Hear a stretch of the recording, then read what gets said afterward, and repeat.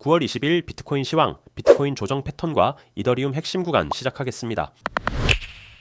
지난 시간에 이어 기본적으로 비트코인의 큰 구도는 이와 같은 세부 파동을 메인 관점으로 가져가 봅니다. 큰 5파동 중에 2파동이라는 설정이 되는데 자주 확인해 본 내용이지만 이 2파동의 종점 위치에 따라 큰 틀의 프레임이 엔딩 다이어고널이냐 피날레 임펄스냐로 구분될 가능성이 높기 때문에 대략적으로 두 가지 정도 경우의 수로 살펴보도록 합니다. 우선 지난달에도 살펴보았던 내용 중 하나로 이 파동의 기본적 틀은 위와 같이 불규칙 조정 파동, 플랫 조정의 한 구조로 가정해 볼 수 있습니다. 이 파동의 모양이 위와 같이 ABC의 기본 구조라면 이 파동의 종점이란 C의 종점을 이야기하는 것인데 이렇게 C파동이 진행되는 중간에 친반등의 수준이 칼같은 0.618을 만족했다는 점을 볼 때 시장은 결국 차트대로 현재 움직이고 있는데 그렇다면 이 C파동의 구조를 일감으로 볼 때 첫 번째 내려온 C파동의 A파동은 위와 같이 WXY로 치환해 볼 수 있는 복합조정 하나와 이렇게 연결된 연결파동 X로 두고 볼 수 있는데 이렇게 될 경우 현재의 X파동이 0.618을 쳤기 때문에 다시 C파동 자체가 플랫이 될 가능성도 열어둘 수 있습니다. 즉 시나리오 중 하나는 다음처럼